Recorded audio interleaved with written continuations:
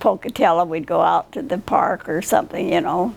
And then Dad going fishing, and me being the youngest, would take a darn old bologna sandwich and sit in the car and die to eat it till he'd come back up the stream. So we'd go out there, and Mom and I'd sit in the car and wait for him to come up the stream. And so because I was the youngest, and then when they went to Salt Lake, I was the youngest, you know, so I would go to his brothers and that. And then Mom was from Springville. She was born in Springville. Well, just going and seeing her, and my grandpa had a long white beard, and then they used to send us black walnuts at Christmas time. But that's about it, because we didn't get down there that often, you know. In those days, traveling to Salt Lake and that was a long ways, you know, back in those days. Mom, tell them who you're named after. Oh yeah, I'm named after my grandma, Maneri. Her name was Marian Ellen Maneri, Roylance Maneri. And so my name was Marian Ellen Stout Adams.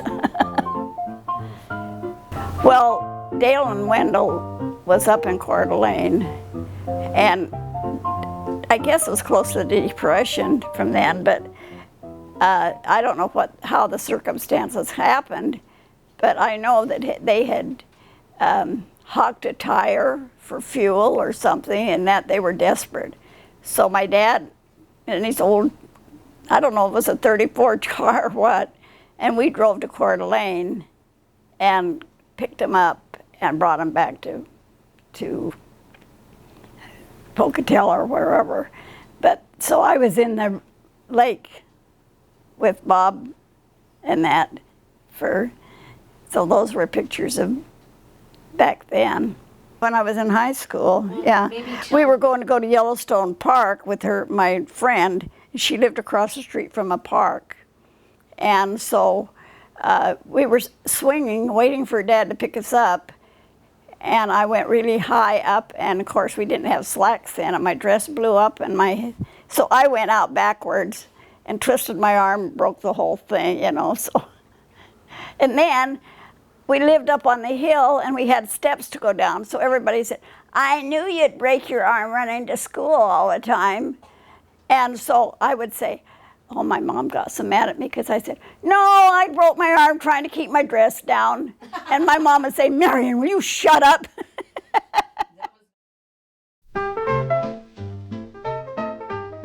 It was just on the spur of the moment because we thought he was going to stay in San Diego. So he said, well, and his mother was down there, and his brother, he had a place there, you know, so we were still connected with the family and that. So he said, well, I'm going to be stationed here. Let's get married. I said, okay. So we run around to try to find a place to get married, and we got our marriage license in San Diego there, and then we found Grace Lutheran Church, the only one we could find, so we got married. And then 20 days later, they shipped him out. So I had to come back to Pocatello, you know. Dad was just turned 21, and I was 18. So we were married 63 years.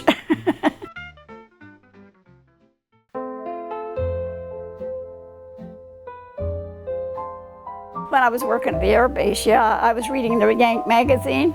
I was working out at the air base and I picked up a Yank magazine, and it showed a picture of the 2nd Marine Division being with a barbecue in Hawaii after they had come back from Hawaii, Tarawa, you know, they didn't come back home. So I thought, oh my gosh, Jack's there. Well, you gotta remember, we had no television. Everything we saw was on the movie theater, that little bit. So everything in our mind, we had no idea how big Hawaii was. We had no idea of anything because we didn't have that information. So I thought, oh my gosh, Jack's in Hawaii. So I go and I pick up the phone, and I'm saying, I'm going to talk to Jack Adams in Hawaii with the 2nd Marine Division. And there was a long pause, and finally they came back and said, sorry, the Navy intelligence won't let this call go back any farther. So the next morning, the Army comes in to the PX and says, we want to know how you knew the 2nd Marine Division was in Hawaii.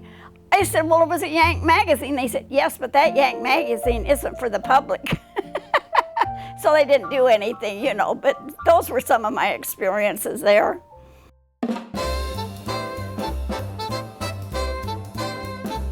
He came back from the Marines, and we were stationed in San Francisco. Oh boy, Navy housing. The corner of Haight and Ashbury is where we lived. And Jack was on subsistence, so he had to come home every night. So he would ride the cow catcher on front of the thing on Haight Street and jump off to come home. And so, you know, that's where we were living, and we had to share a kitchen, and that we had just one room in these tenements on Haight Street. You know, you had to come through the back door and end up, it was horrible. So I'd go out at night and see, for a walk, or we would, and we'd see this butcher in the dark singeing chickens. So I thought, oh, I'm gonna get a chicken and have the Marines over. So I went in, and the guy said, I don't have any. I said, oh yes you do, I saw you singeing them. Oh boy, from then on, every time I wanted a chicken, I got one. From that, so anyway, but we ran across a guy that had been in San Quentin, was sharing, and he'd go in the kitchen and throw knives and scared us to death. And Dad used to say, don't you touch my wife, you know, because we had to share all of this, and this place is in San Francisco. Well, then the war was coming over, and we had a couple, used to have to roll our clothes out, you know, on a pulley, and these people, we called her Old Lady McGuire, was upstairs. Well, the war was coming to an end, so they invited me up to have a Coke, I thought, and Jack was going to come home and from the Marines that night, and so they spiked it, and I was drunk as a skunk. By the time Jack got home, I'm going downtown San Francisco. He says, no, you're not. I said, goodbye. And I jumped on the streetcar, and he got in with me. And I remember this lady went to sit down, and I slid down behind her, and I said, oh, get off, lady. I can still see this. You're probably one of those that's making money off the war and's mad because it's over. And the whole street thing was clapping their heads. Yay, you tell her, lady. Well, I don't know if I ever told you these stories.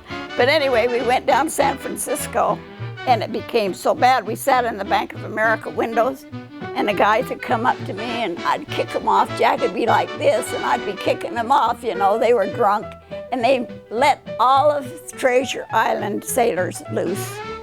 So the whole town of San Francisco had drunk sailors, and they would pull them in against the windows of the stores because they were so drunk. So they declared martial law.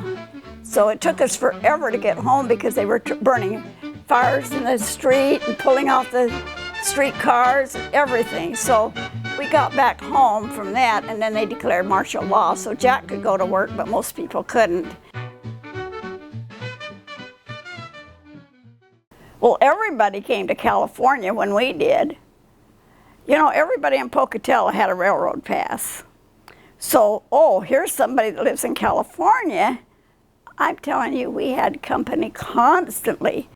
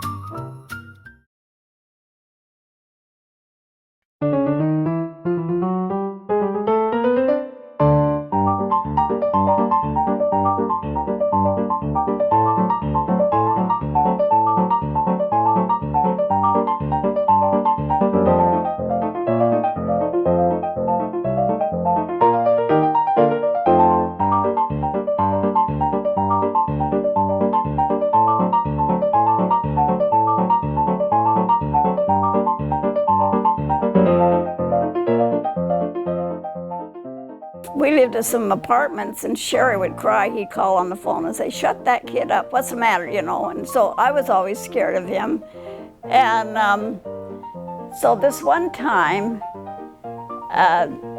Mom was sick. She'd started having problems with stroke, you know, little. So the kids were in the car, and I said to Jack, "Stop by the house, but don't bring the kids in. I just want to run in and see Mom." So Dad got mad. He said, "Bring those kids in." And that's the first time in my life I'd ever stood up to him. And I said, "No, I'm not bringing the kids in. I came in to see Mom, and the kids aren't going." Well, he cussed me out one side the other, and I called him a bad name, and he said, "You need to call the police on you or something." Anyway, we had a big argument, and I got in the car and drove away, and I never went back to see him until one Father's Day. I took him a present. But after that, I wasn't scared of him, but it took that to not to cow down to him, you know, like I did. But then he loved Jack, and we couldn't get rid of him. He came to California, he wanted to live with us, and he would, oh, I felt bad after. I look back and think, poor Dad. Well, you know, he had two sides to him. And now I look back and I think he was diabetic, because he would go into rages for no reason. So we were scared of him then. But let somebody need something, and he was right there, you know, for him. And I remember him sweating and just and having to have water. And now I look back, and then he'd get in these rages for no reason. Now I look back and I think he was undiagnosed diabetic, was what it was, you know.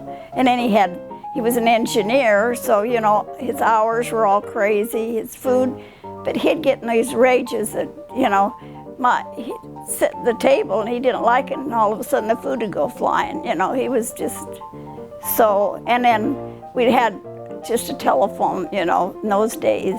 So when he came in off the railroad, he wanted to make sure that he could call and have my mom pick him up.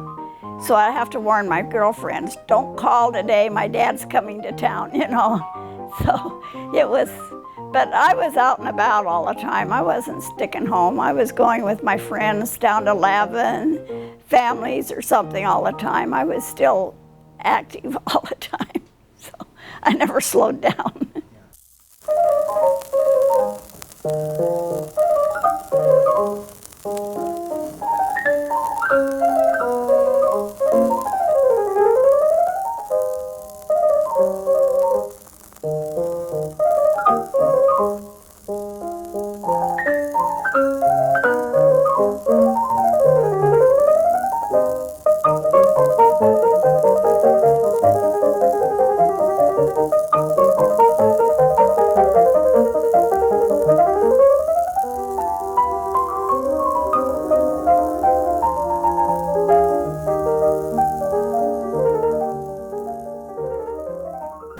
As a little wimp.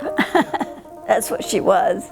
She should have stood up to my dad once. She would have been okay, but she didn't, you know. She ran scared all the time with him. My mom and dad got a place called the Wilmore, and they sold their house in Pocatello, and then they got this house up in the Wilmore Hotel and bought there. And so they came, and so I had them to deal with, you know, because I was the only one down here. And then my mom had a stroke, but anyway, I had to take her in. She was paralyzed, and put her in a home, in a place, because we didn't have home nurses or anything, so I had to take care of her. And then my dad, he got kidney trouble or something, had to go to LA, and we used to put my mom in a wheelchair, go up to LA to see, well, he could see doctors, and so I had to put up with them for quite a while. Mom had had a stroke, and so she was at my house, and then Dad had to go into LA for kidney operations. But we took Mom back, and I remember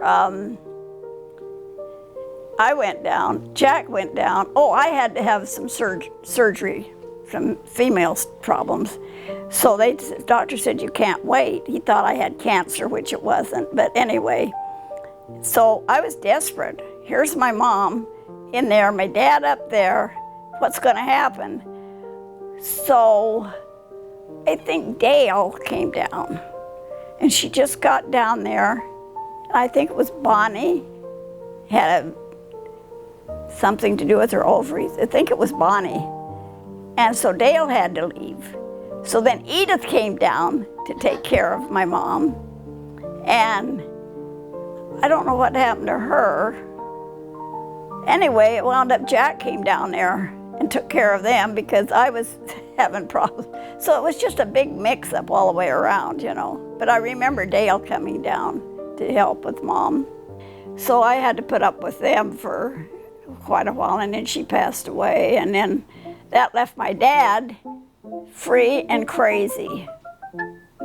So he lived in the Wilmore, and every widow and that, I guess, thought they were rich. So he'd get these notes under his door, meet me, you know, I want to meet you.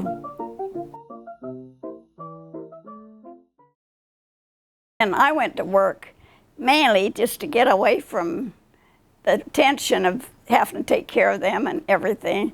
So I knew all these owners of Save-Ons from Pocatello. And so I went to school with some of them, so they wanted me to come and go in for Christmas that year, so I did. And then they called me and said, Marian, will you please come back to work? So I came back to Save-Ons and Garden Grove, and I worked with Save-Ons for 22 years. But it was a great time, you know, and that. So I was raising 4 daughters and having Jack and working at Save-Ons and keeping going. But, you know, that was life. You kept going. If you didn't, you know, I'd rather be doing that than sitting watching nothing, you know.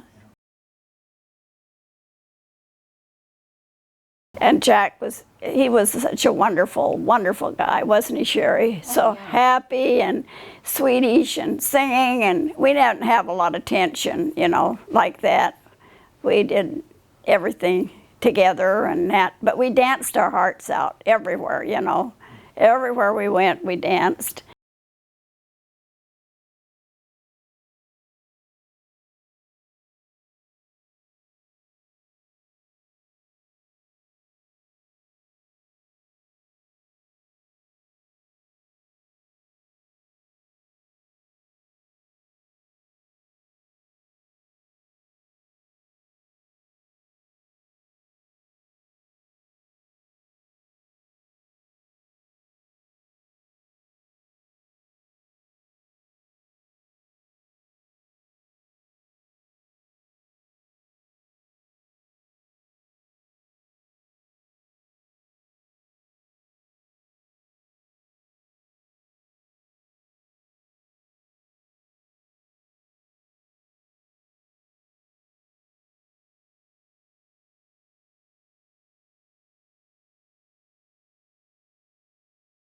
And then he was going to retire.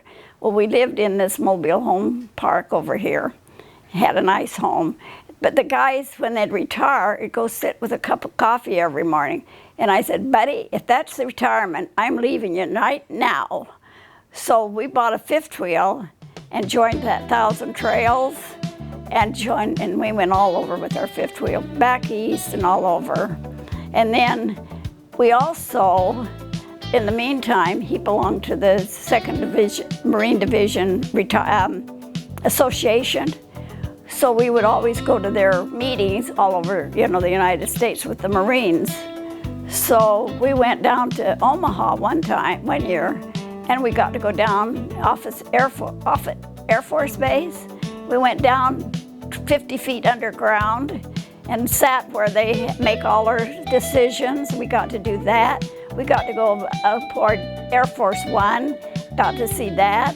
Of course, it wasn't flying then, but it showed how they refuel in the sky and everything. We got to do that. And then Brenda lived next door to a Secret Service guy.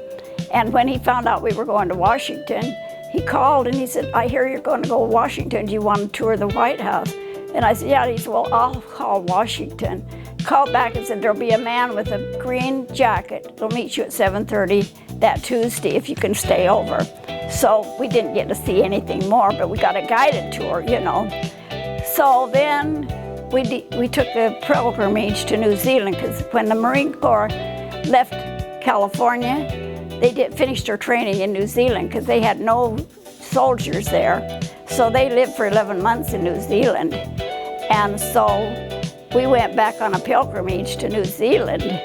So when we got there, the 2nd Marine Division was honored.